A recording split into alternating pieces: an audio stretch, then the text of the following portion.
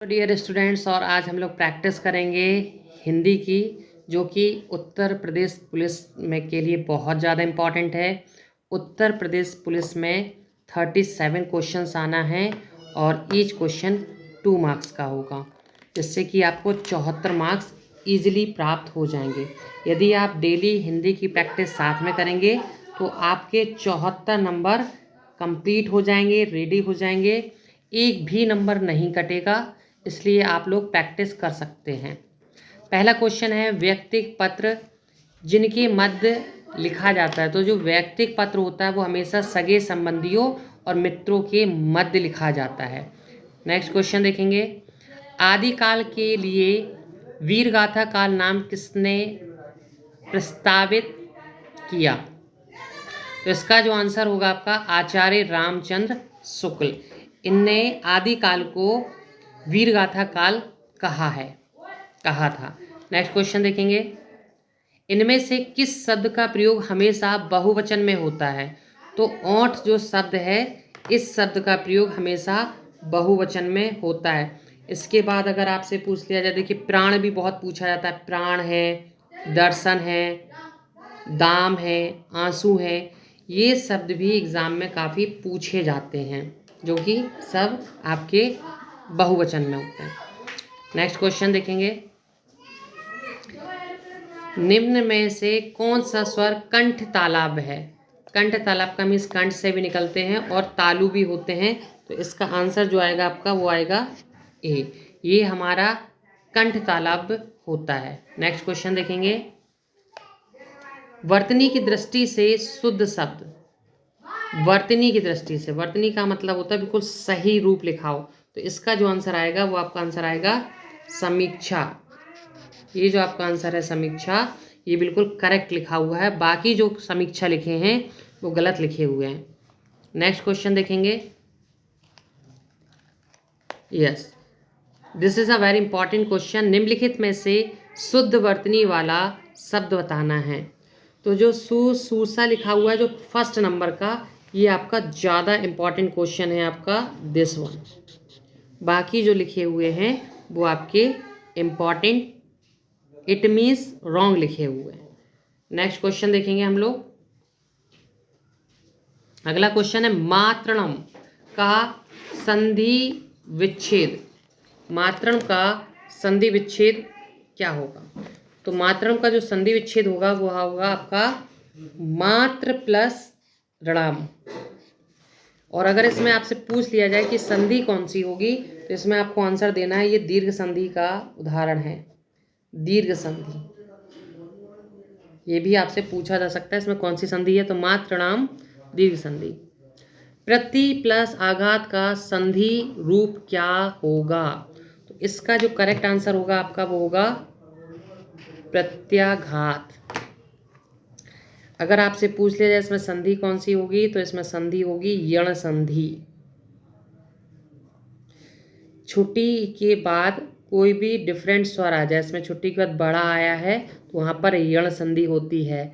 और इसकी हमने कल आपको पहचान भी बताई थी, यदि या रा लावा के साथ आधे वर्ण दिख जाएं तो वहाँ पर भी आपको यण संधि का प्रयोग करना है।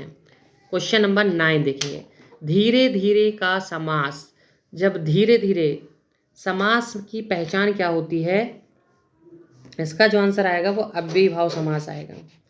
धीरे धीरे वर्ड का रिपीटिशन हुआ, यदि वर्ड का यहाँ पर पुनरावृत्ति ना हुई होती तो फिर आप इसका आंसर द्वंद्व दे सकते थे। चूँकि शब्द का रिपीटिशन हुआ है इसलिए यहाँ पर जो आएगा वो अव्ययीभाव समास होगा। नेक्स्ट क्वेश्चन देखेंगे, जिन सामासिक शब्दों में पहला पद संख्या को व्यक्त करने वाला विशेषण होता है, वे शब्द हमेशा क्या कहलाते हैं? द्विगु समास कहलाते हैं। द्विगु समास में क्या होता है? ये संख्या को व्यक्त करते हैं तो इनको द्विगु समास कहते हैं। क्वेश्चन नंबर 9 देखेंगे, अनु उपसर्ग से बना शब्द निम्नलिखित में से कौन है? विवाद उपसर्ग का मीन्स होता है जो किसी शब्द के पहले जुड़ता हो, उसको उपसर्ग कहते हैं। तो अनु जो शब्द है वो आपको दिखाई दे रहा होगा अनुवाद। अनुवाद में अनु जुड़ा हुआ है तो यहाँ पर अनु इसका उपसर्ग होगा। क्वेश्चन नंबर नेक्स्ट देखेंगे, निम्न में से कौन सा लुटेरा शब्द, लुटेरा जो शब्द है, डियर स्टूडेंट्स पहले क्वेश्चन नंबर 12 देखेंगे हम लोग। निम्नलिखित में से किस शब्द में आ उपसर्ग नहीं लगा है?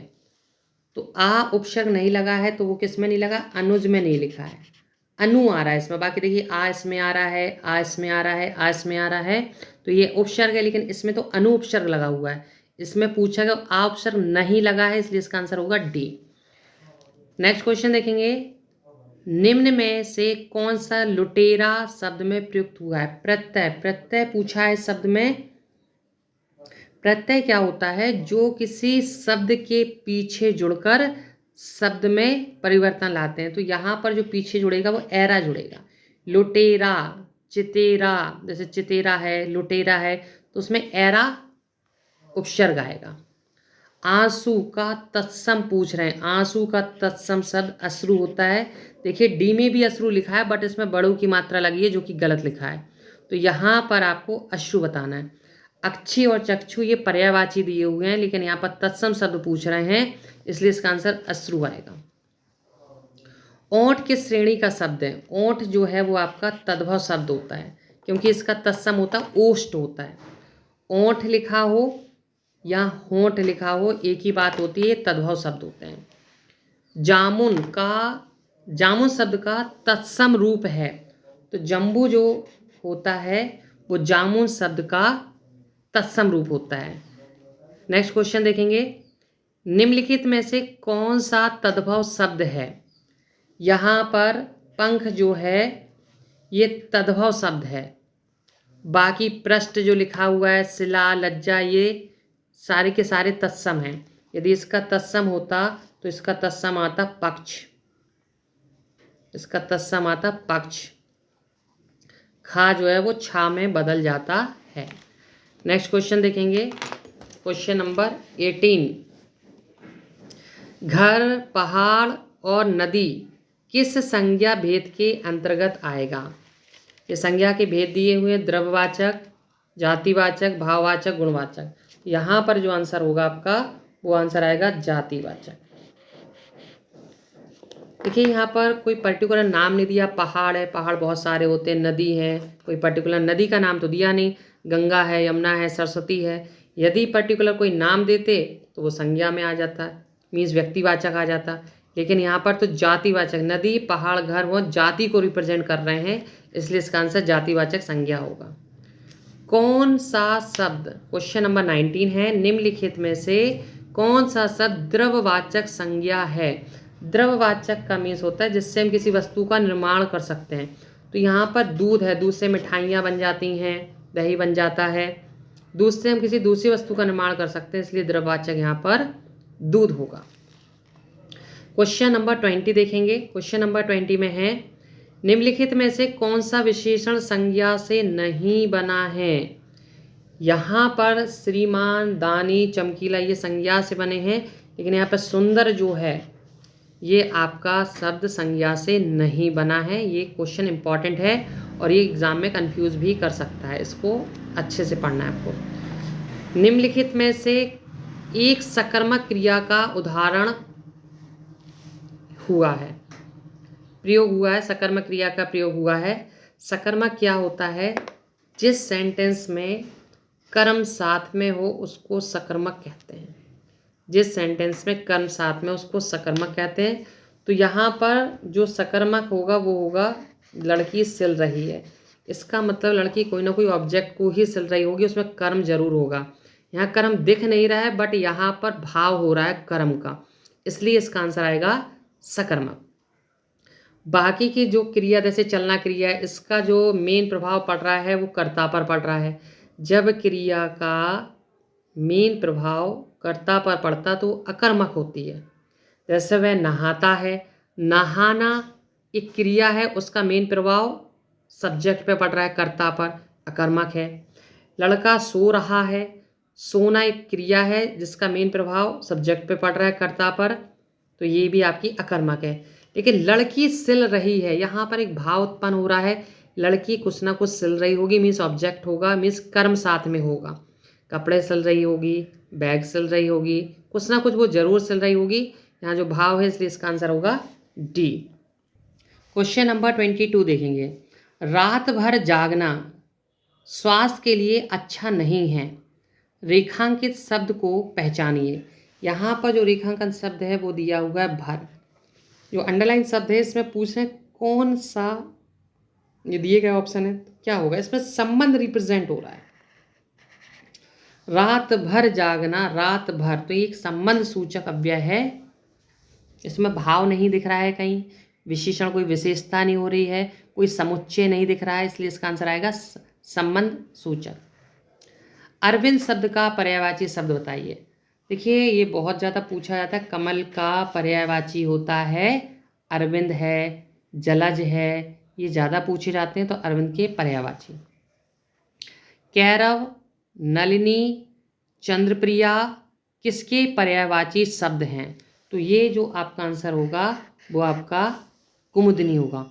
कुमुदनी के पर्यायवाची शब्द हैं कैरव, नलिनी, चंद्रप्रिया, ये तीनों आपको याद रखना है।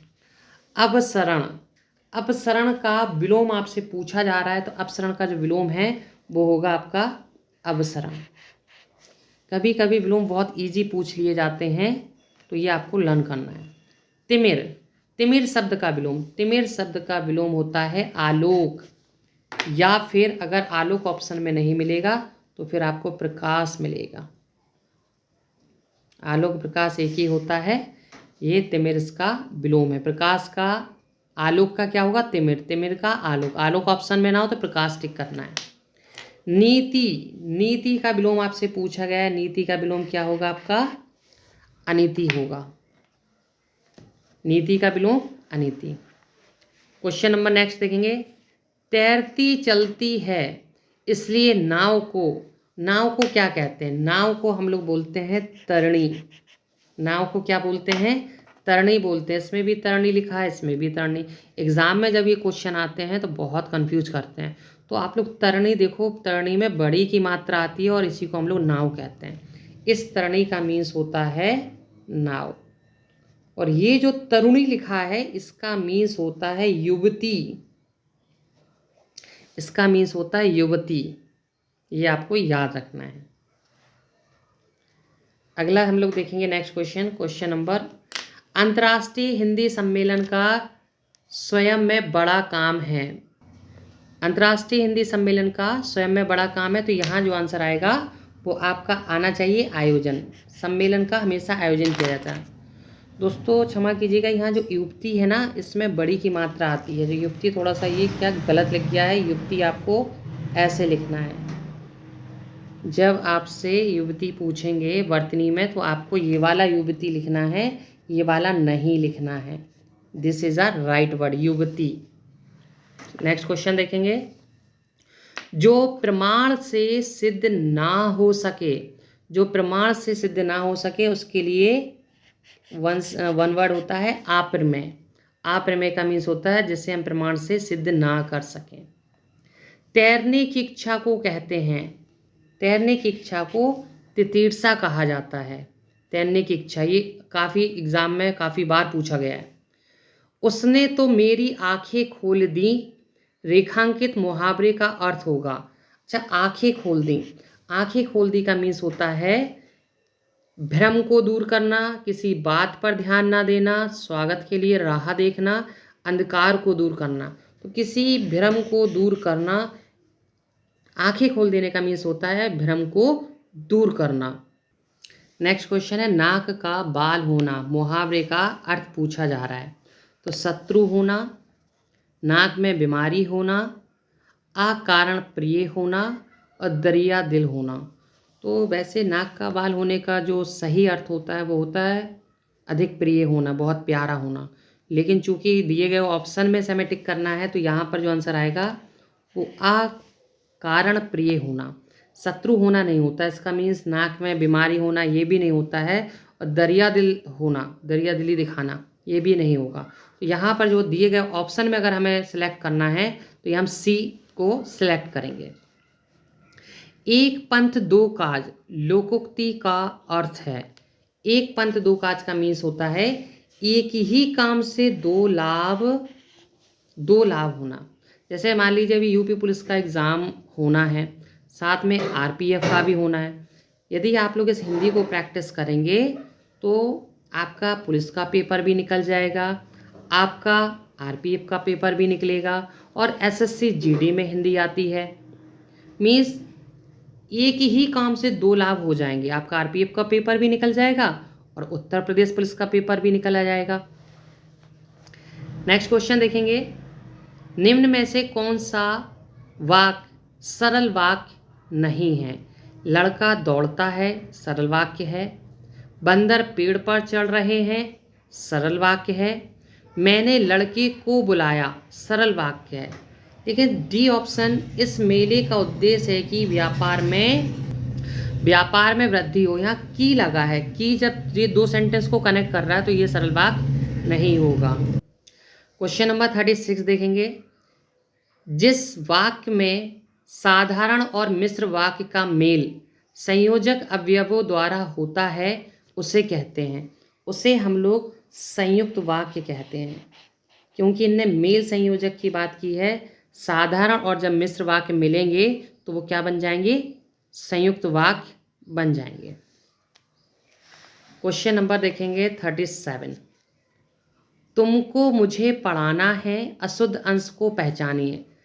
इसमें तुमको जो दिया हुआ है वो अशुद्ध है, मुझे सही है, पढ़ाना सही है सही है।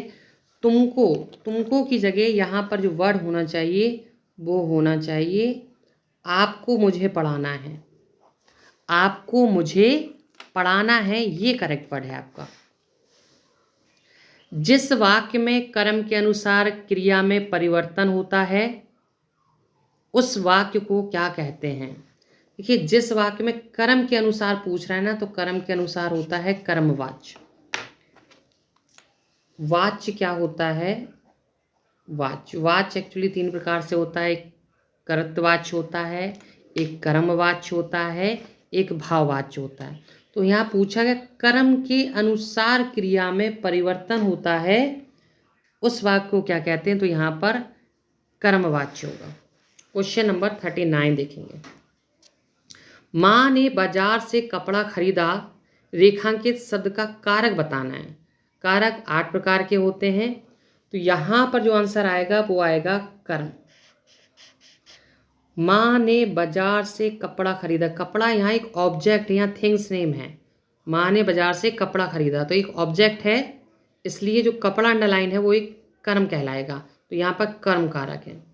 पेड़ से पत्ते गिरते हैं, ये तो एक सदाबहार क्वेश्चन है जो मोस्ट एग्जामों में पूछा जाता है। जब भी कोई चीज़ गिरती है या अलग होती है वहाँ पर अपादान कारक का यूज़ करते हैं। सबसे ज़्यादा तो यही एग्ज़ाम में पूछा जाता है कि पेड़ से पत्ते गिरते हैं। एक आता है हिमालय से गंगा नदी निकलती है, चूहा बिल से निकलता है। इट मीन जब कोई वस्तु या कोई थिंग्स किसी एक चीज़ से दूसरी चीज़ में जा रहा है, मतलब बाहर जा रहा है या अलग हो रहा हो, वहाँ अपादान कारक का यूज करते हैं। तो दोस्तों एंड डियर स्टूडेंट्स, आज हम लोगों ने 40 क्वेश्चन की प्रैक्टिस की है। इन 40 क्वेश्चंस डेली लगभग 40 to 50 क्वेश्चंस का एक वीडियो अपलोड होगा, जिसमें आपको अपनी स्पीड चेक करना है, आपको ये चेक करना है कि आपको कितने क्वेश्चंस आते हैं। डेली प्रैक्टिस करते रहें हमारे साथ और अपने मार्क्स को इंक्रीज़ कीजिए। जय हिंद, जय भारत।